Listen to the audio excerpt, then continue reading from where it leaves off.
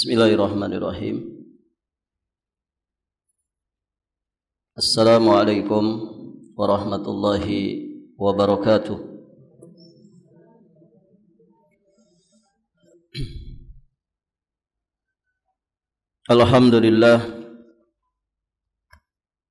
Alhamdulillahilladzi arsala rasulahu bil huda wa dinil haqq liyudhhirahu 'ala ad-dini kullih wa kafa billahi syahida.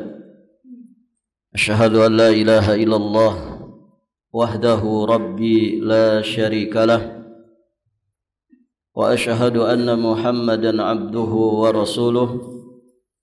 Qala Allah ta'ala fi kitabihil karim, ya ayyuhalladzina amanu taqullaha haqqa tuqatih wa la tamutunna illa wa antum muslimun. Amma ba'd. I'lamu ayyuhal hadirun fa inna asdaqal hadits kitabullah wa khairal hadi hadi Muhammadin sallallahu alaihi wa alihi wasallam wa syarrul umur muhdatsatuha fa inna kulla muhdatsatin fid din bid'ah wa kulla bid'atin dhalalah wa kulla dhalalatin finnar. A'adzanillahu wa iyyakum minal bid'ah wad dhalalat wa minan nar. Para hadirin, ikhwati fid din wa akhwat fillah, para ummahat yang semoga senantiasa dirahmati dan diberkahi Allah Subhanahu wa taala. Alhamdulillah, pada pagi hari menjelang siang ini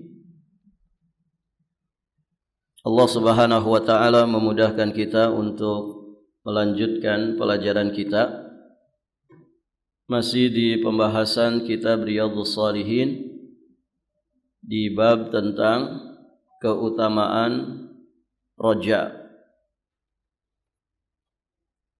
Ayatnya sudah kita bahas. Berikutnya kita akan membahas hadis yang dicantumkan oleh muallif di bab ini. Hadis pertama diterima dari jalan sahabat yang mulia Abi Hurairah radhiyallahu taala anhu. Betul yang ini Bu ya? Qala al-muallif al-Imam Abu Zakaria Yahya bin Sharaf An-Nawawi Asy-Syafi'i alaihi rahmatullah.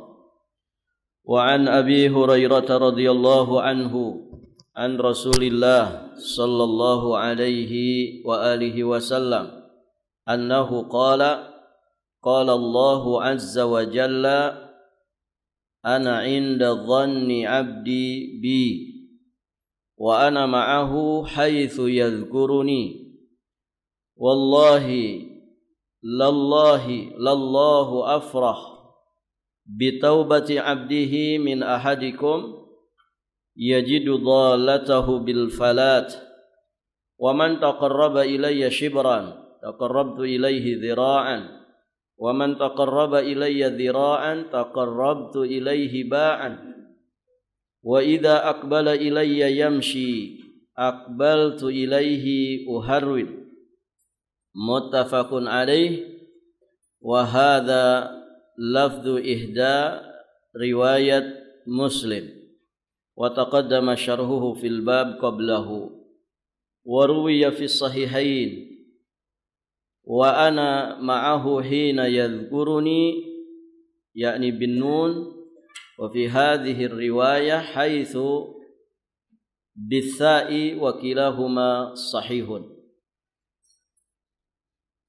Baik, ibu-ibu yang dirahmati Allah, muallif rahimahullahu taala beliau menyampaikan dari Abu Hurairah radhiyallahu taala anhu, dari Rasulullah sallallahu alaihi wa alihi wasallam, bahwasanya beliau bersabda, Allah berfirman, berarti hadis qudsi, ana inda dhanni abdi bi, aku ini tergantung kepada prasangka hambaku. Aku ini, kata Allah, tergantung kepada prasangka hambaku terhadapku. Dan aku senantiasa bersamanya selama dia mengingatku. Demi Allah, sesungguhnya Allah lebih senang dengan taubat seorang hambanya melebihi senangnya salah seorang dari kalian yang akhirnya menemukan kembali binatang tunggangannya yang hilang di tengah-tengah padang pasir.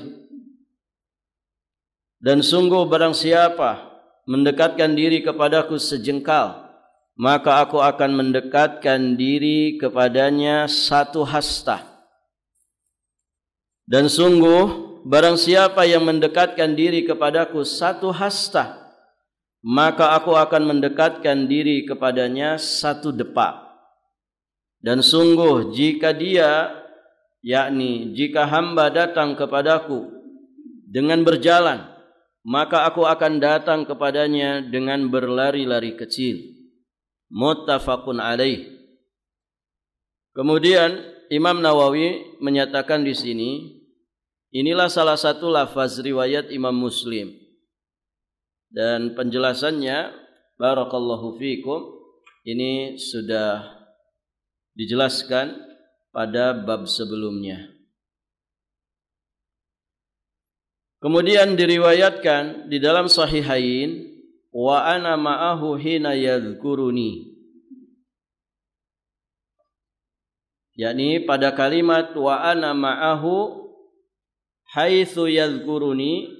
Nah, ada di redaksi lain di Sahihain dengan kalimat hina, bukan haitsu, yakni pakai nun. Ya, di riwayat ini yang termaktub di dalam kitab kita ini menggunakan sa. Jadi ada redaksi yang menggunakan haitsu yadhkuruni, ada juga redaksi yang menyebutkan dengan nun. Wa ana ma'ahu hina yadhkuruni. Wa kilahuma sahih. Kedua-duanya adalah sahih. Baik, ibu-ibu yang dirahmati Allah. Hadis ini sahih diriwayatkan oleh Imam Bukhari juga Imam Muslim.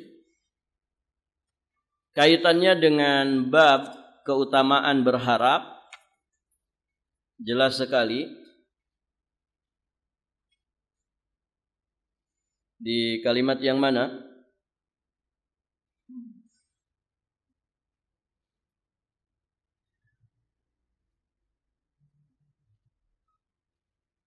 Yang mana, Bu?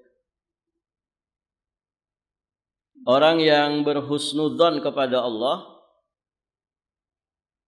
berarti orang yang punya apa, Bu? Punya harapan yang baik kepada Allah, kan begitu? Sedangkan Allah berdasarkan prasangka hambanya.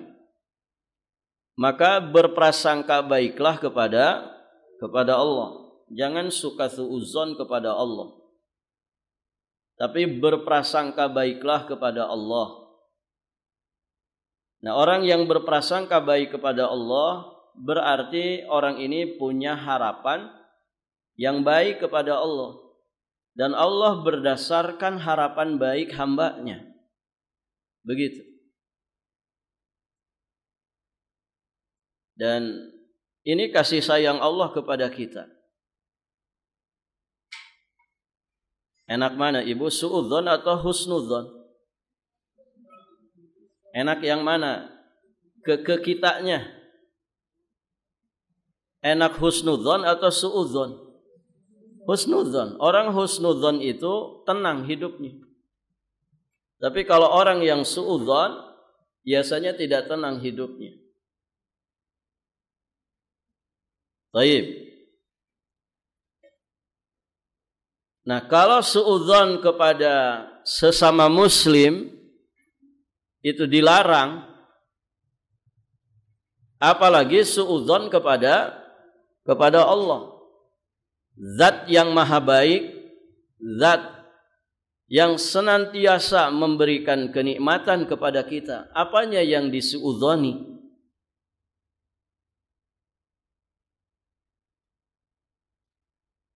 Innallaha ta'ala thayyibun. Ya kan? Allah itu maha thayyib. Allah itu mun'im. Ya, Allah itu yang memberikan nikmat kepada kita. Allah itu maha kaya, memberi rezeki kepada kita, memberikan semua fasilitas kehidupan kepada kita. Bahkan saat kita bermaksiat sekalipun, maksiat kita kepadanya itu menggunakan nikmat darinya. Ya kan Ibu? Kalau orang sehat maksiat, sehatnya itu dari siapa? Dari Allah. Kalau ada orang kaya bermaksiat, kekayaannya itu dari siapa? Dari Allah. Kalau ada orang berpangkat, berjabatan, punya kekuasaan, dia bermaksiat kepada Allah, pangkat jabatannya itu siapa yang ngasih?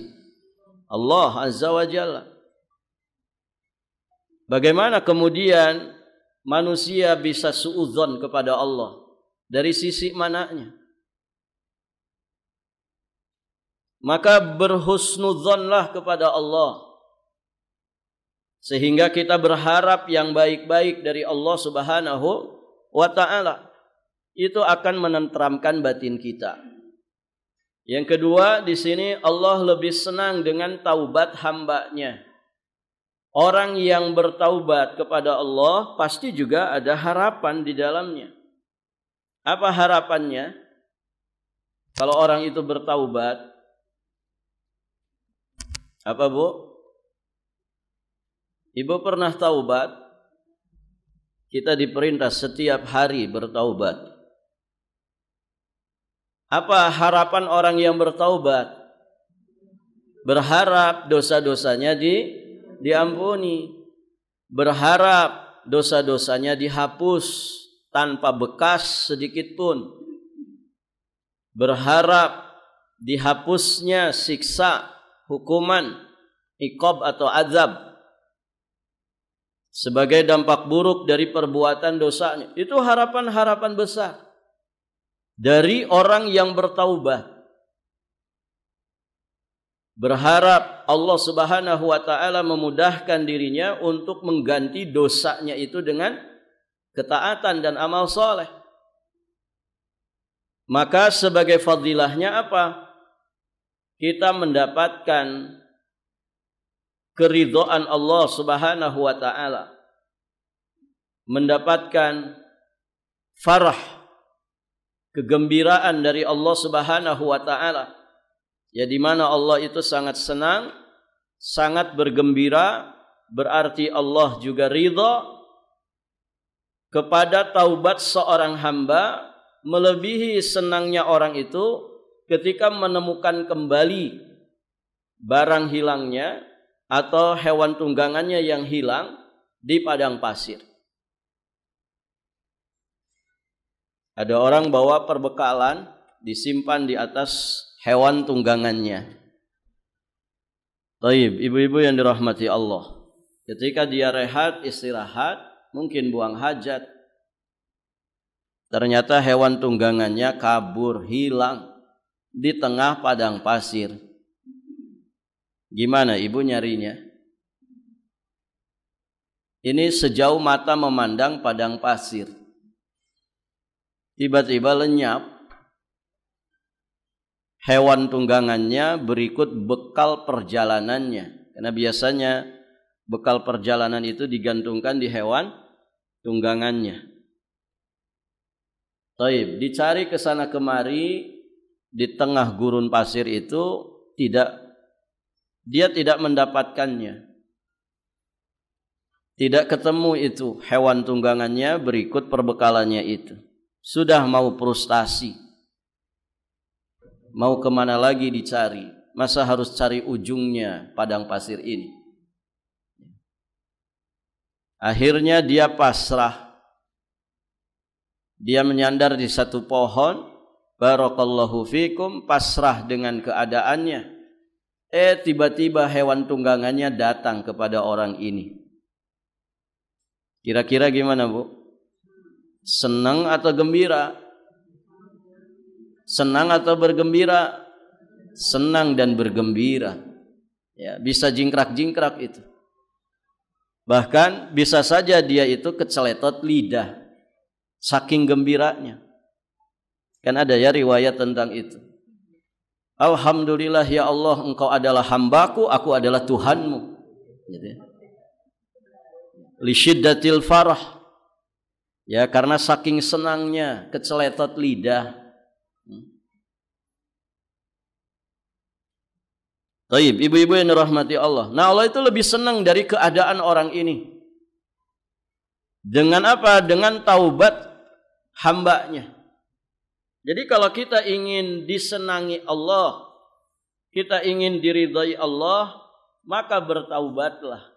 Dan di dalam taubat itu ada sekian banyak harapan-harapan besar dari kita sebagai hamba kepada Allah Azza wa Jalla.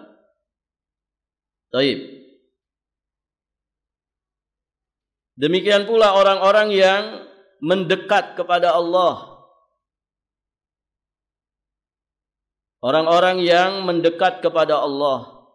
Nah, tadi kelewat orang-orang yang berzikir. Maka Allah akan membersamai orang-orang yang senantiasa mengingat dirinya dengan kebersamaan yang khusus. Dia akan ditolong, dia akan dikuatkan, dikokohkan. Dia akan dibela oleh Allah Subhanahu wa taala. Dan orang yang berzikir juga pasti di dalamnya ada harapan-harapan. Demikian pula orang-orang yang taqarrub kepada Allah. Orang yang taqarrub kepada Allah, di mana di antara ibadah besar yang menjadi wasilah taqarrub kepada Allah adalah roja. Yani kita berharap mendapatkan apa yang ada di sisi Allah Subhanahu wa taala, surga dan juga pahalanya, ridhanya. Maka itu semua memberikan fadilah, memberikan keutamaan dan keistimewaan. Sejengkal kita mendekat kepada Allah, ternyata Allah mendekat kepada kita lebih ya dari jengkal kita, sehasta. Sehasta kita mendekat kepada Allah, Allah mendekat kepada kita sedepak. Taib, ibu-ibu yang dirahmati Allah. Sedepak kita menghadap dan mendekat kepada Allah, maka Allah akan mendekat kepada kita dengan berlari-lari kecil. Taib, ibu-ibu yang dirahmati Allah. Ini semua adalah fadilah ya dari amal-amal yang disebutkan, yang jelas di dalamnya pasti ada harapan-harapan yang begitu besar untuk mendapatkan apa yang ada di sisi Allah Subhanahu wa taala. Taib, ibu-ibu yang dirahmati Allah.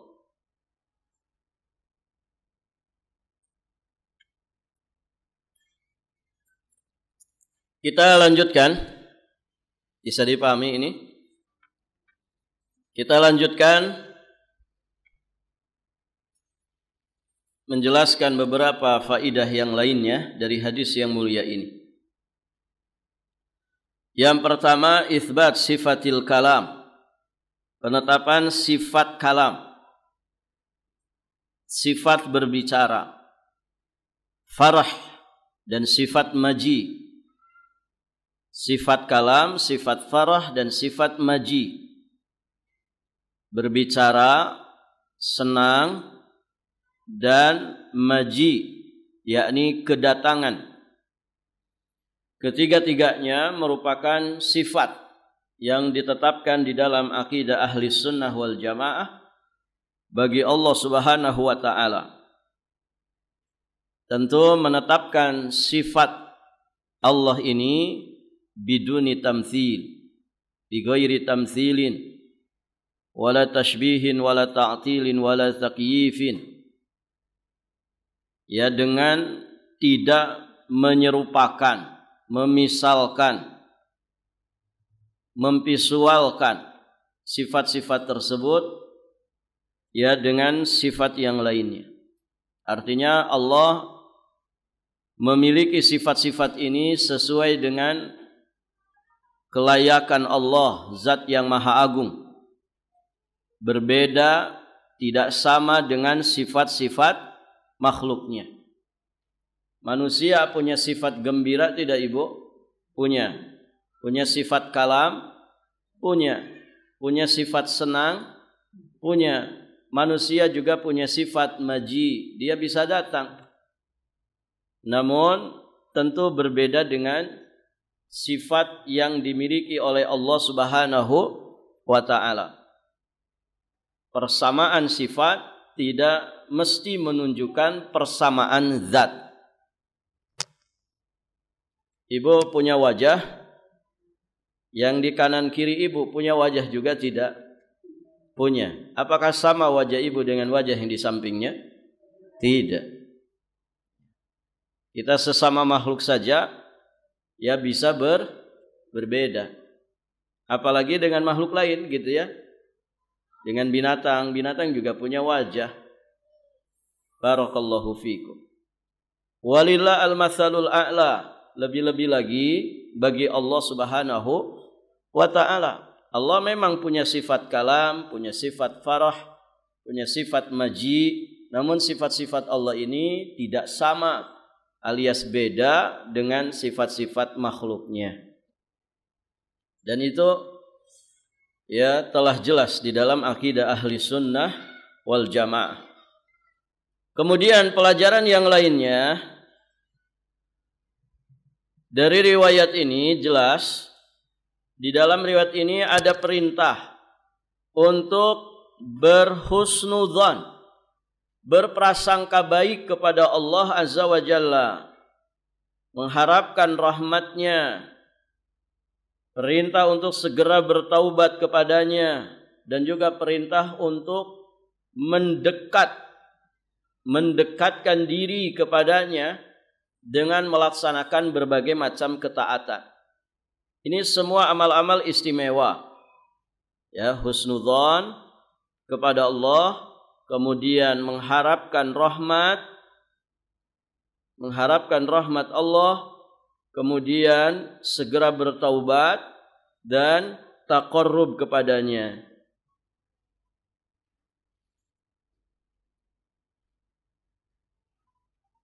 Pelajaran yang lainnya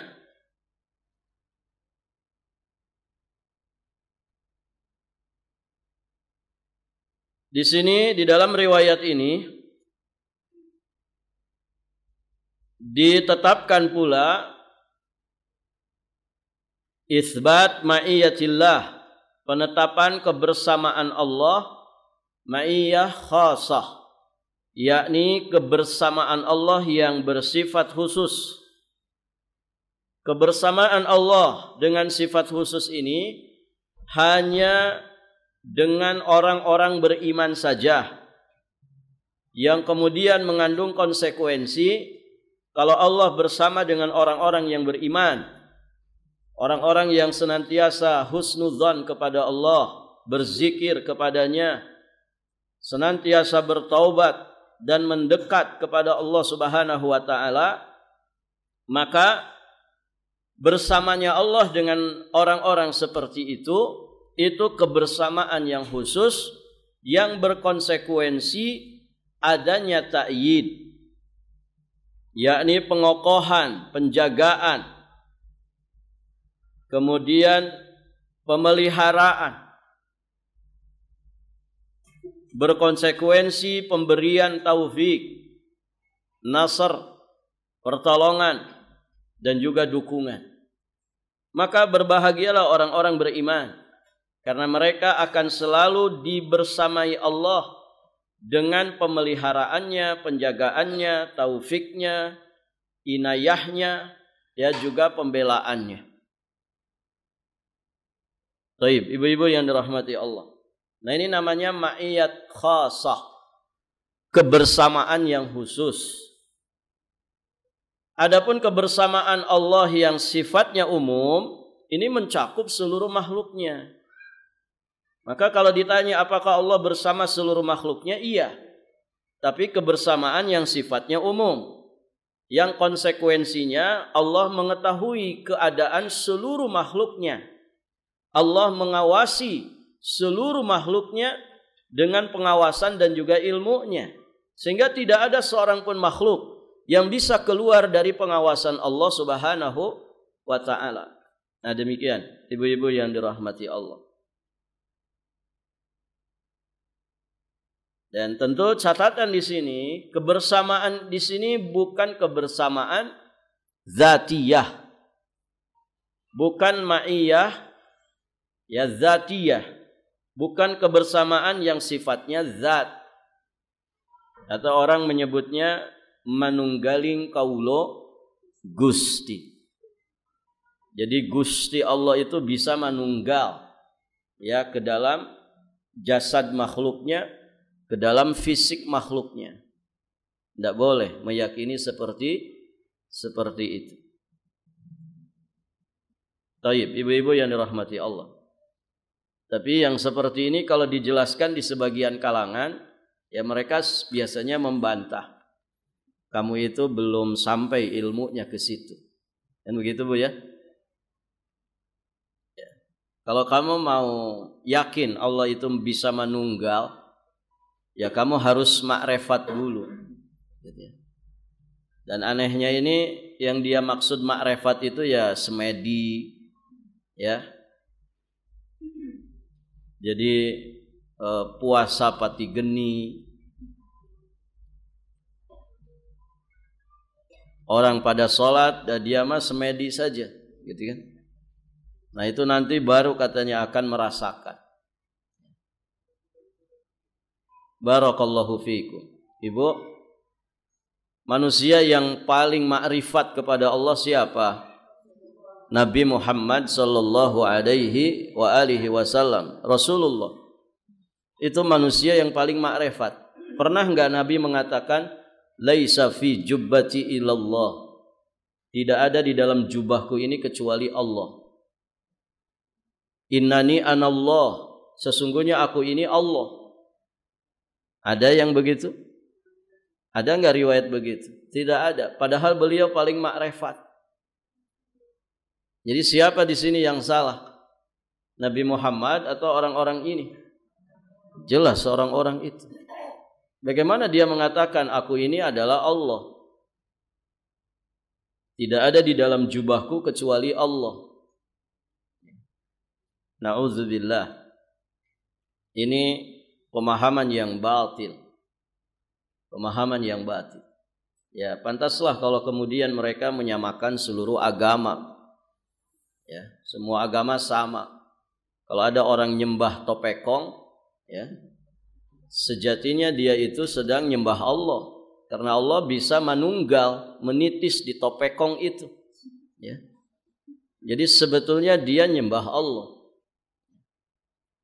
Maka semua agama itu sama. Begitu kata mereka. Ini kesesatan yang nyata. Taib, ibu-ibu yang dirahmati Allah. Kita lanjut. Hadis berikutnya, wa an Jabir bin Abdullah radhiyallahu taala anhuma annahu sami'a an-nabiy sallallahu alaihi wasallam qabla mautihi bi thalathati ayyamin yaqulu la yamutanna ahadukum illa wa huwa yuhsinu dhanna billahi azza wa jalla, rawahu Muslim.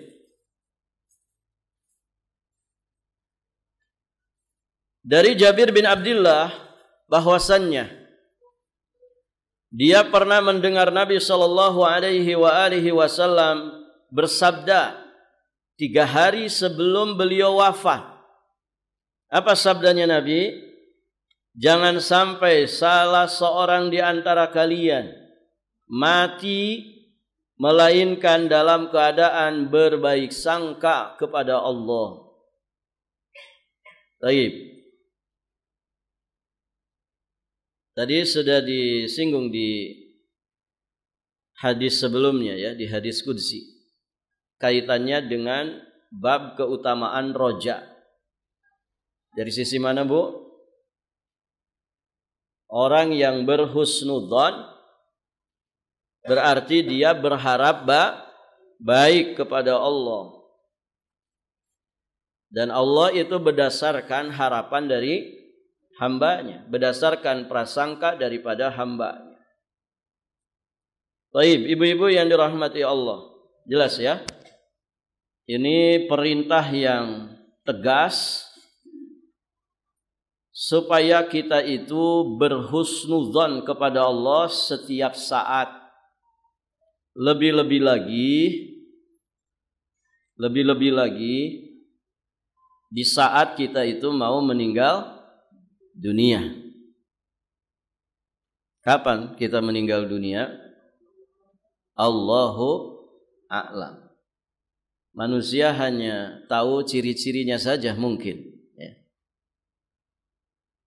Apa ciri-cirinya, Bu? Ya, usia tua. Ciri-cirinya sakit. Yaitu ciri-ciri kematian. Sakit, tua. Ya. Ciri-ciri kematian. Tidur juga. Ada yang tidur, Bu? Hati-hati, enggak bangun lagi. Ya. Apa doa tidur? Bismikallahumma amutu wa ahya. Padahal kita mau tidur, tapi kalimatnya amutu. Dengan menyebut namamu, ya Allah, aku mati. Dan aku hidup. Kenapa tidur disebut mati? Karena tidur itu nisful maut. Tidur itu setengah kematian. Akhul maut. Ya, dia itu saudaranya kematian. Hati-hati yang suka tidur. Ya. Apalagi tidur di majelis ta'lim. Ada yang tidur, Bu? Bangun. Sedang bangun semua. Alhamdulillah. Baik. Jadi berhusnudzonlah kepada Allah, ya, terutama saat mau meninggal dunia. Kenapa? Kenapa saat kita mau meninggal dunia malah harus lebih berhusnudzon kepada Allah? Kenapa, Bu? Ini kaitannya dengan bab. Kenapa?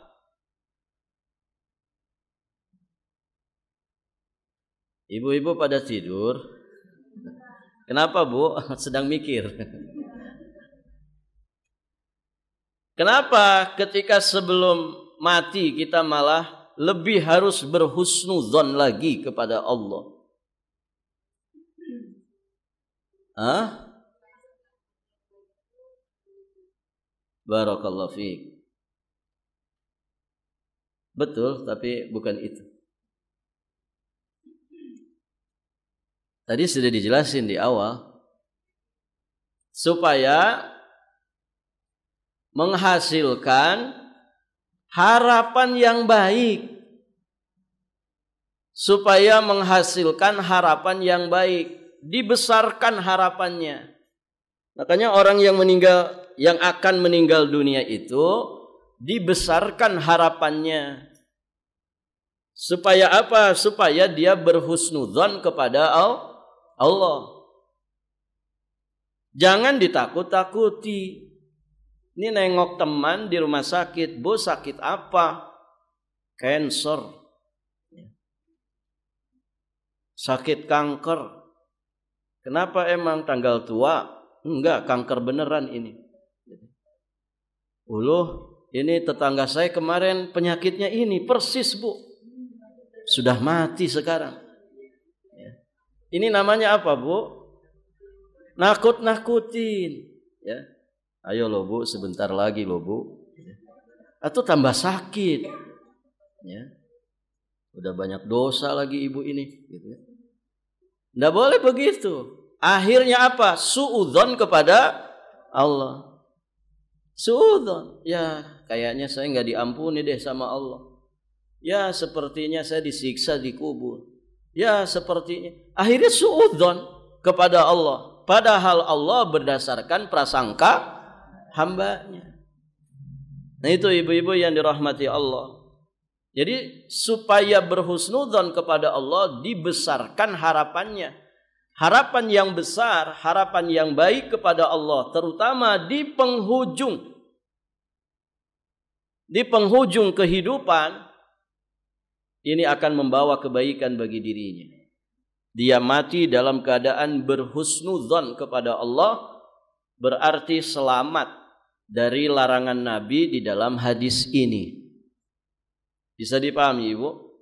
Jadi husnudzon itu sangat erat kaitannya dengan harapan-harapan yang baik. Barakallahu fikum. Pelajaran yang lain yang bisa kita dapatkan di dalam hadis ini terkandung hirsun Nabi sallallahu alaihi wa alihi wasallam li ummatihi. Ketamakan atau semangat tekad kuatnya Nabi untuk membimbing umatnya. Bayangkan 3 hari menjelang wafat, Nabi masih menyampaikan sabda-sabdanya yang menjadi bimbingan bagi umat ini.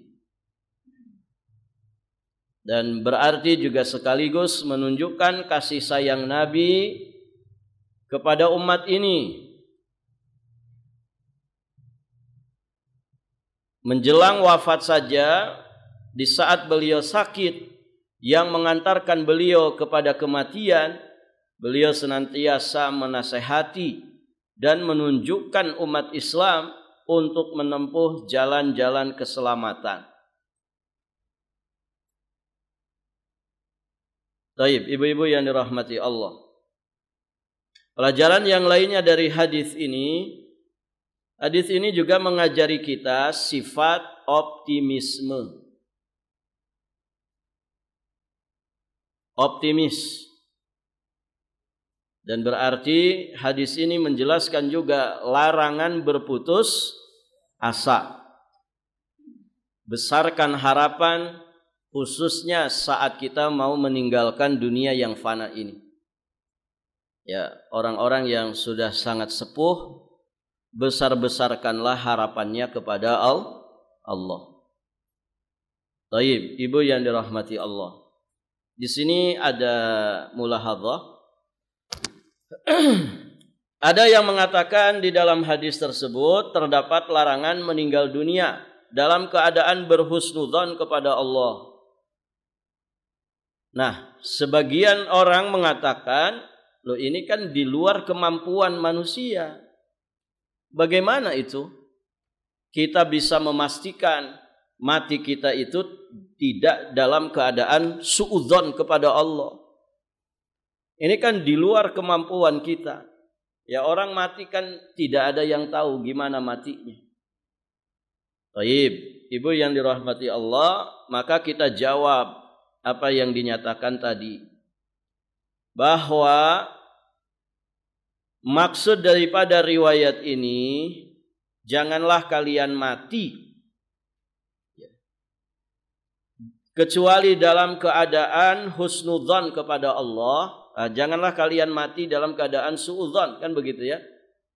Berarti ini sejatinya perintah untuk kita husnudzon kepada Allah, berprasangka baik kepada Allah. Nah, berprasangka baik kepada Allah itu kan tidak ujug-ujug begitu saja hadir di dalam diri kita.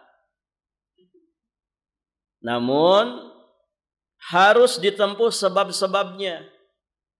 Untuk kita husnudzon kepada Allah, terutama di penghujung hayat, kita harus ikhtiar mengambil beberapa sebab yang mengantarkan diri kita kepada hal tersebut. Apa itu? Ya, amal soleh. Berusaha untuk memperbaiki amal soleh kita, meningkatkan kualitas dan kuantitas amal soleh kita, iman dan amal soleh kita. Ya kan ibu?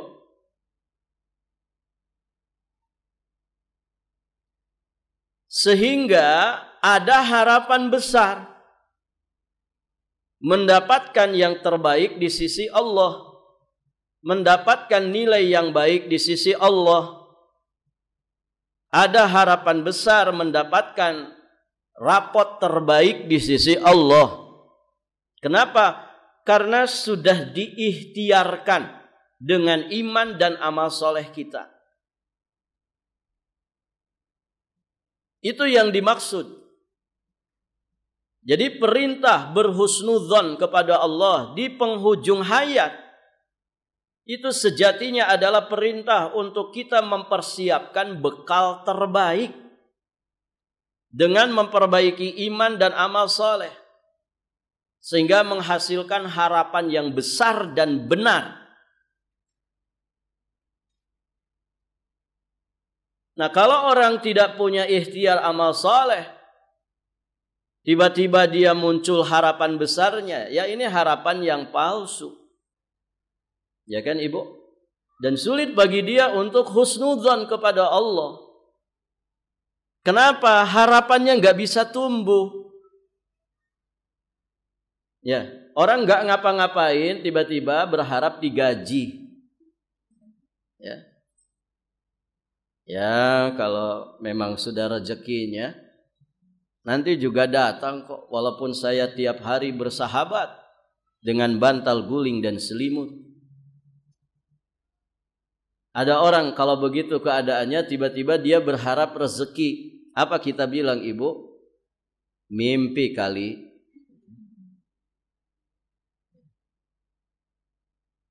Tapi ada orang ikhtiar. Ya. Apapun yang bisa dia ikhtiarkan. Online shop kah? Begitu kan? Jualan shop, begitu. Online shop itu jualan shop, Bu. Dia ngurir, ya, dia jualan apapun yang bisa dijual, kan begitu. Kemudian dia tengadahkan kedua tangannya di waktu-waktu mustajab. Dia berbisik kepada Allah, Allahumma rzuqni rizqan katsiran thayyiban mubarakan fi. Ya Allah, berikanlah rezeki kepadaku, rezeki yang baik, rezeki yang banyak, rezeki yang diberkahi di dalamnya. Kita bilang harapanmu itu harapan yang benar. Harapanmu itu harapan yang benar. Dan pantas baginya terlahir pada dirinya prasangka yang baik kepada Allah. Nah begitu. Artinya apa? Mati dalam keadaan berhusnudzon kepada Allah, ini sesuatu yang bisa diikhtiarkan.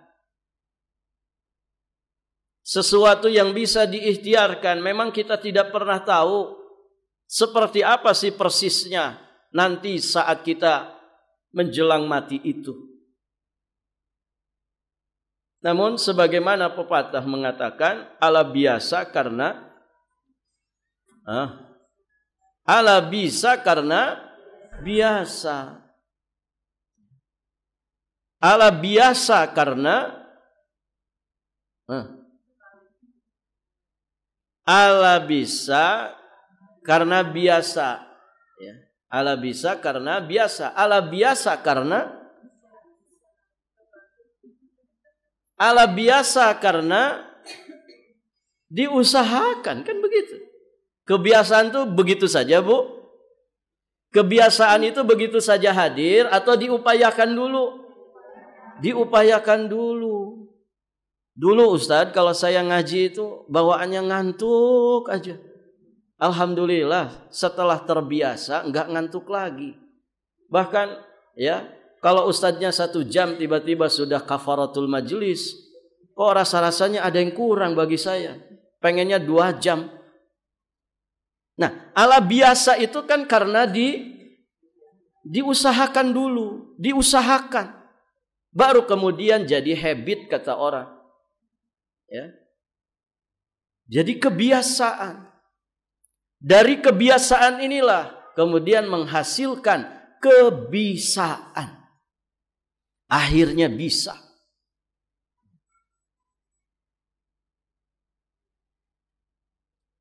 Nah, begitu. Kita bisa mati dalam keadaan husnudzon kepada Allah. Dengan cara apa? Diikhtiarkan. Terus melakukan perbaikan terhadap iman dan juga amal-amal soleh kita. Sehingga muncul harapan yang besar dan benar tadi. Kita berharap dengan harapan yang besar mendapatkan yang terbaik di sisi Allah. Mendapatkan penilaian yang baik, mendapatkan ranking dan rapot yang terbaik di sisi Allah. Sehingga kita bisa berhusnudzon kepada Allah. Nah, begitu. Maka perbaiki ketakwaan, perbaiki bekalnya. Ibu sudah pada berbekal ini? Apa Bu bekal yang kita bawa kalau mati? Iya. Nah, terus kan ditingkatkan. Bekal itu terus dikumpulkan dan dijaga, dilestarikan supaya betul-betul bisa kita nikmati nanti ya untuk perjalanan panjang kita. Penting itu. Jangan semangat ngumpulin saja. Tapi semangat juga melestarikan, menjaga bekal kita itu. Emang kenapa Ustaz? Iya, ada orang bekalnya banyak Bu. Banyak. Tapi ternyata diporotin orang. Rugi enggak? Rugi. Rugi, jelas. Siapa mereka itu? Orang-orang yang disebut oleh Nabi muflis. Orang yang mafi fulus. Muflis itu orang bangkrut. Apa orang bangkrut itu? Ketika sahabat ditanya, man la dirham lahu wala mata. Muflis kalau di kami ini disebut muflis itu ya tadi mafi fulus. Tidak punya dirham, tidak punya dinar. Itu orang muflis, bangkrut. Maka Nabi menegaskan, hakikat orang muflis itu bukan itu saja. Muflis yang sesungguhnya adalah orang yang di akhirat nanti dia bawa bekal yang berlimpah. Bawa pahala sholat, pahala puasa, ya. Tapi di sisi yang lain ternyata pahala ibadah-ibadahnya itu diporotin orang. Gara-gara dia punya kezoliman kepada sesama manusia. Oh, naudzubillah itu Ibu. Hati-hati. Ya. Salafuna saleh sering mengingatkan dosa terhadap sesama hamba itu juga banyak yang menjadikan manusia disiksa di neraka. Allah itu Maha Pengampun. Kita kalau punya masalah terkait hak Allah dengan taubat nasuha, insya Allah selesai karena Allah Tawwabur Rahim. Allah Al-Ghafur, Allah Al-Ghafar, Allah Al-Ghaffar, Allah Al-Afu, Maha Pengampun, Maha Pemaaf. Tapi dosa terkait dengan hak-hak saudara kita ini tidak akan selesai hanya kita taubat kepada Allah. Tapi harus diselesaikan dengan orang yang bersangkutan. Bayangkan ya, kalau ada orang menipu rakyat Indonesia 280 juta jiwa, ditipunya, dizoliminya, apa enggak gede itu dosanya? Gede. Ya. Wong suami saja yang tidak peduli sama istri anak-anaknya, itu besar urusannya di hadapan Allah. Istrinya maksiat dibiarin. Istrinya chattingan dengan laki-laki suami orang dibiarin. Anaknya pacaran dibiarin. Ya.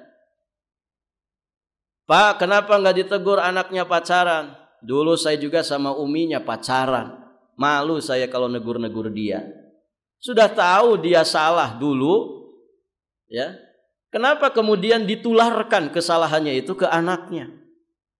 Nah, jangan pacaran ya, jangan seperti abi umimu dulu. Nggak usah, kan dia nggak tahu kita dulu nikahnya itu dengan proses pacaran 5 tahun lagi selama kuliah. Gitu. Nah itu tanggung jawab orang tua. Zalim ke istri, zalim ke anak, gede itu tanggung jawabnya, urusannya di hadapan Allah. Bagaimana yang lebih besar dari itu? Ya. Kalau suami ibu RT, ya, membawahi beberapa kakak, ada sampah dibiarin, ya ada orang ngalangin jalan dibiarin, padahal di lingkungan RT-nya. Bagaimana kalau suami ibu jadi lurah? Bagaimana kalau ibu jadi ibu camat, ya, jadi ibu wali, ibu bupati, ibu gubernur, ibu apa lagi Bu? Ibu negara. Ada ibu negara di sini? Ada Bu?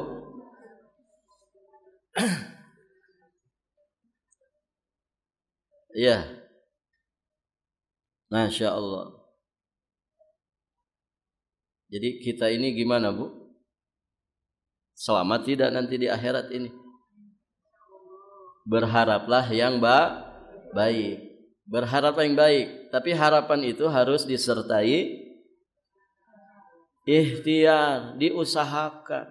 Jangan berharap aja. Insya Allah Ustaz. Ya, Insya Allah. Ya. Ya harus diikhtiarkan. Ya. Taib, ibu-ibu yang dirahmati Allah. Barakallahu fiikum. Lihat. Di surat Ali Imran ayat 102 Allah sampaikan ya ayyuhalladzina amanu taqullaha haqqa tuqatihi wa la tamutunna illa wa antum muslimun. Wahai orang-orang yang beriman, bertakwalah kepada Allah dengan sebenar-benarnya takwa kepadanya. Dan janganlah kamu mati kecuali dalam keadaan muslim. Nah, untuk mati dalam keadaan muslim, itu harus dilakukan apa yang disebutkan, diperintahkan sebelumnya. Apa itu? Apa Bu? Ayat sebelumnya tadi, kalimat sebelumnya. Ittaqullaha haqqa tuqatih. Bagaimana kita mati di atas iman dan Islam? Bekalnya diperbaiki terus.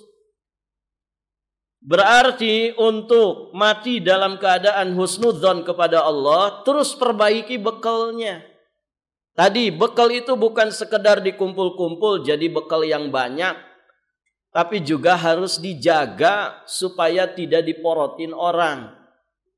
Bagaimana caranya? Jaga diri kita dari menzolimi hak-hak sesama manusia. Makanya takwa itu bukan hablum minallah saja. Takwa itu kata Imam Ibn Rajab juga menjaga, menunaikan apa yang menjadi hak sesama makhluk Allah. Begitu. Punya anak, jangan dizolimi anak itu. Ya. Salah satu kezoliman orang tua kepada anaknya adalah ngajarin bohong. Nah, bilang kalau ada tamu, Umi nggak ada di rumah. Ya, kamu kan main di sini, 15 menit lagi nanti mau datang. Ya, bilang Umi tidak ada di rumah. Kenapa? Orang ini mau nagih hutang soalnya. Ya kan Ibu? Uangnya sudah dikasih sama suami, tapi kepake shopping, habis. Anaknya kan polos. Mana Umi? Tadi kata Umi, saya suruh bilang Umi tidak ada di rumah. Uminya di mana? Ada di kamar. Gitu ya. Itu zalim sama anak. Ya pantas anaknya kalau dia sudah besar, cerdas, ya punya kepintaran akademik, tapi tukang bohong. Ya diajarin sama umi. Begitu. Itu zalim. Zalim. Dan itu berat di hadapan Allah. Ya Ibu, jadi lestarikan bekal kita itu dengan cara menahan diri, berusaha untuk jangan banyak berurusan dengan hak manusia. Kadangkala ibu, sedikit teman itu lebih baik, lebih selamat. Kadangkala sedikit follower itu lebih tenang, lebih selamat daripada banyak follower. Ya kan ibu? Nah, ibu kalau jadi apa ini namanya? Selebriti kan? Selebgram. Ya. Repot kemana-mana dibuntutin orang, di follow sama orang. Ya. Akhirnya bermasalah sama fulan, bermasalah sama allan, bermasalah sama fulana, bermasalah sama allana. Barakallahu fikum. Ya. Ibu yang dirahmati Allah, maka jaga bekal kita itu. Yang banyak saja harus dijaga, apalagi kita yang stok bekalnya pas-pasan atau bahkan kurang. Kalau enggak dijaga atau diporotin orang, sudah jatuh ketiban,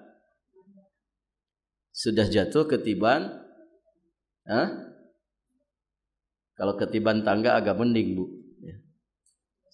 Sudah jatuh ketiban kelapa runtuh, gitu. Kita rugi banget. Jadi jaga, jangan suka zolimin orang, jangan suka nuduh orang. Jangan suka hasad, suudzon sama orang, apalagi merusak, mencemarkan nama baik orang. Barakallahu fikum. Ya. Mengumbar aib orang, padahal aibnya aib pribadi misalkan. Orang tidak banyak tahu kecuali yang bermasalah. Tapi gara-gara diposting di grup, akhirnya banyak orang yang tahu. Nas'alullah as-salamah wal afiyah. Baik, ibu-ibu yang dirahmati Allah, sudah 1 jam. Sisa 1 hadis lagi. InsyaAllah kita lanjutkan di kesempatan berikutnya. Allahu a'lam bis-shawab. Subhanakallahumma bihamdik, asyhadu an la ilaha illa anta, astaghfiruka wa atubu ilaik. Assalamualaikum warahmatullahi wabarakatuh.